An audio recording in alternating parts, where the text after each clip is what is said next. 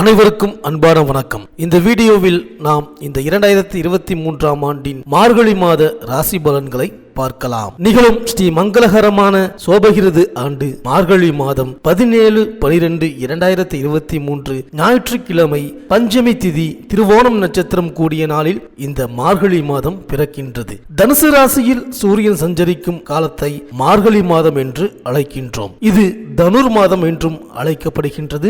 இந்த மாதத்தில் 5 முக்கிய பெயர்ச்சிகள் நடக்க உள்ளது. ஒவ்வொரு மாதமும் ஏகாதசி திதி வந்தாலும் மார்கழி மாதத்தில் வரக்கூடிய ஏகாதசி வைகுண்ட ஏகாதசி என்று அழைக்கப்படுகின்றது.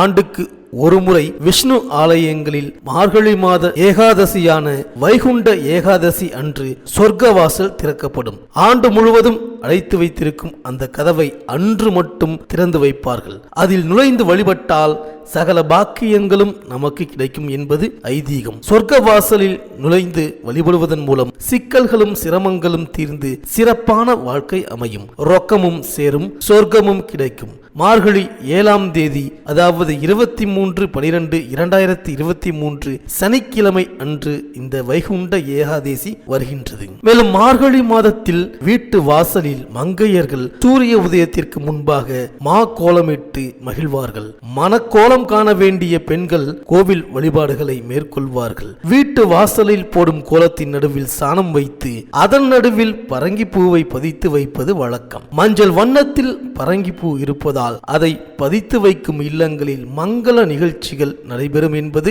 நம்பிக்கை. மாட்டு சாணம் கிருமி நாசினி என்பதால் இல்லத்தில் உள்ளோருக்கு ஆரோக்கியத்தை வழங்கும். பூ மலர்ந்து இருப்பது போல வீட்டில் உள்ளவர்களும் மலர்ச்சியோடும் மகிழ்ச்சியோடும் திகழ்வார்கள். ருது ஆவதில் தடை உள்ள பெண்கள் இவ்வாறு மார்கழி மாதத்தில் பூ வைத்து கோலமிட்டு வழிபாட்டை மேற்கொண்டால் ருதுவாகும் வாய்ப்பு உருவாகும். எனவே வண்ணமயமான வாழ்வு அமைய வாசலில் பூ வைத்து வழிபடுங்கள். மேலும் சகல ஜீவராசிகளுக்கும் இறைவன் படியளக்கும் இனிய திருநாள் மார்கழி மாதத்தில் வருகின்ற அஷ்டமி ஆகும். அன்றைய தினம் சிவபெருமான் வழிபட்டால் வாழ்நாள் முழுவதும் உணவு கிடைக்கும், வளர்ச்சியும் கூடும். சிவன் சந்நிதியில் அரிசி வைத்துவிட்டு அதை எடுத்து வந்து வீட்டில் வைப்பது நல்லது. அன்றைய தினம் எறும்புக்கு அரிசி, யானைக்கு கரும்பு, பசுவிற்கு கீரை கொடுப்பது நல்லது. அதேபோல் அன்னதானம் செய்தால் புண்ணியமும் வந்து சேரும், பொருளாதார வசதியும் அதிகரிக்கும். படியளக்கும் திருநாளில் வழிபாட்டை மேற்கொண்டால் படிப்படியாக வாழ்வில் முன்னேற்றம் ஏற்படும். இந்த இனிய நாள் மார்கழி மாதம் 19ஆம் தேதி, அதாவது 4/1/2024 வியாழக்கிழமை அன்று வருகின்றது. மேலும் இந்த மாதத்தில் கிரகங்களின் பெயர்ச்சியை பார்த்தால் மார்கழி 4ஆம் தேதி மேஷ ராசியில் குரு பகவான் வக்ர நிவர்த்தியாகின்றார். அதே மார்கழி 4ஆம் தேதி சனி பகவான் மகர ராசியில் இருந்து கும்ப ராசிக்கு பெயர்ச்சியாகின்றார். அன்றைய தினம் திருநள்ளாறில் சனி பெயர்ச்சி விழா கொண்டாடப்படுகின்றது. மார்கழி 9ஆம் தேதி சுக்கிரன் விருச்சக ராசிக்கு பெயர்ச்சியாகின்றார். மார்கழி 11ஆம் தேதி செவ்வாய் தனுசு ராசிக்கும், மார்கழி 23ஆம் தேதி புதன் தனுசு ராசிக்கும் பெயர்ச்சி ஆகின்றார்கள். இந்த கிரகங்களின் சஞ்சாரம் மற்றும் மாற்றத்தினால் உங்கள் ராசிக்கு இந்த மார்கழி மாதம் என்னென்ன பலன்கள் கிடைக்கப் போகின்றது, நீங்கள் செய்ய வேண்டிய பரிகாரங்கள் என்ன என்று இந்த வீடியோவில் பார்க்கலாம். சூரியனை ராசி அதிபதியாக கொண்ட சிம்ம ராசி அன்பர்களே, இந்த மார்கழி மாத கிரக நிலைகளை ஆராய்ந்து பார்க்கும் பொழுது இந்த மாதம் தொடங்கி 3வது தினம் கடந்த பிறகு 21 தினங்கள் முடிவதற்குள் உங்கள் மனதிற்குள் இருக்கும் திட்டங்கள், ஆசைகள், இலக்குகள் அனைத்தும் எளிதாக நிறைவேறப் போகின்றது. இந்த மாதம் ஒவ்வொரு திங்கட்கிழமையும் புதிய அதிர்ஷ்டங்களை தரப்போகின்றது. சாத்தியமில்லாத விஷயங்கள் நல்லபடியாக நடக்கப் போகின்றது. உங்கள் ராசிக்கு 5ஆம் இடத்தில் ராசிநாதன் சூரியன் நிற்கப் போகின்றார். 11 தினங்கள் வரை யோகாதிபதி செவ்வாய் வலிமையாக நிற்கின்றார். குரு பகவான் சௌகரிய வளர்ச்சிகளை தருகின்ற நிலையுடன் தான் 9ஆம் இடத்தில் அமர்ந்திருக்கின்றார். ராகு கேது கிரகங்களால் இந்த மாத 2வது வாரங்கள் வரை உங்களுக்கு சரியில்லை. அதே நேரம் நீங்கள் ஈடுபடுகின்ற அனைத்து விஷயங்களிலும் அதிர்ஷ்டங்களை அடைந்து சுபிட்சங்களும் எதிர்காலத்திற்கான மேன்மைகளும் ஏற்படும். இந்த மாதம் தொடங்கி 4வது தினத்தில் 7ஆம் இடத்திற்கு வரப்போகின்ற சனி பகவான் நினைத்து பதட்டமாக இருக்கலாம். ஆனாலும் மற்ற கிரகங்கள் அவசிய விஷயங்களில் வெற்றியை உண்டாக்கும். ஆரோக்கிய வகை சிரமங்களும்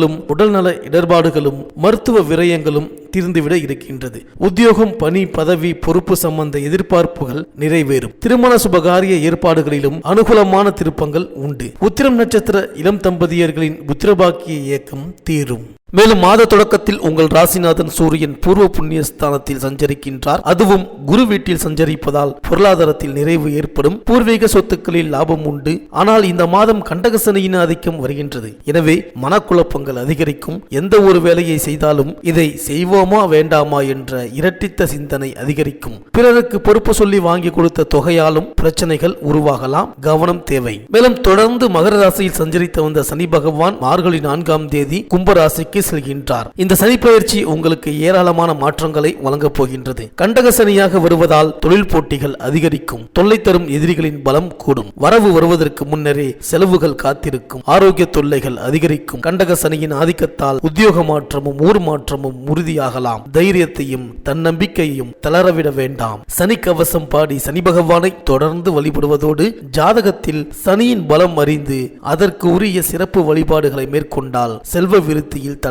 ஏற்படாது. மார்கழி 9ஆம் தேதி விருச்சிக ராசிக்கு சுக்கிரன் செல்கின்றார். உங்கள் ராசிக்கு சுக்கிரன் 3-10 ஆகிய இடங்களுக்கு அதிபதியானவர். எனவே இந்த காலம் ஒரு இனிய காலமாகவே அமையும். தொட்டது துலங்கும். தொழில் வளம் சிறக்கும். திட்டமிட்ட காரியங்களை திட்டமிட்டபடி செய்து முடிப்பீர்கள். பணிபுரியும் இடத்தில் உங்கள் திறமைக்கு உரிய அங்கீகாரம் கிடைக்கும். மேலும் செவ்வாய் மார்கழி 11ஆம் தேதி தனுசு ராசிக்கு பெயர்ச்சியாகின்றார். உங்கள் ராசிக்கு 4-9 ஆகிய இடங்களுக்கு அதிபதியானவர் செவ்வாய். அவர் பூர்வ புண்ணிய ஸ்தானத்தில் சஞ்சரிக்கும் பொழுது நன்மைகளையே வழங்குவார். சொத்துக்களாலும் சொந்தங்களாலும் நன்மை ஏற்படும். அதிகார பலம் பெற்றவர்களின் நட்பால் சில பிரச்சனைகளில் இருந்து விடுபடுவீர்கள். வீடு கட்டுவது, கட்டிய வீட்டை விலைக்கு வாங்குவது போன்றவற்றில் கவனம் செலுத்துவீர்கள். பிள்ளைகளின் திருமண முயற்சியில் இருந்த தடைகள் அகலும். மேலும் மார்கழி 4ஆம் தேதி குரு பகவான் வக்ர நிவர்த்தி ஆகின்றார். உங்கள் ராசிக்கு 5-8 ஆகிய இடங்களுக்கு அதிபதியானவர் குரு. அவர் வக்ர நிவர்த்தியாகி உங்கள் ராசியை பார்ப்பது யோகம்தான். ஜான் ஏறினால் முலம் சறுக்கும் என்று சொல்லிய நீங்கள் இப்பொழுது சகஜ நிலைக்கு வரப்போகின்றீர்கள். தான் உண்டு தன் வேலை உண்டு என்றிருந்தால் எந்த பிரச்சனைகளையும் சந்திக்கக்கூடிய சூழ்நிலை ஏற்படாது. திருமண முயற்சிகள் கைகூடும். விரயங்கள் அதிகரித்தாலும் வரவும் வந்து சேரும்.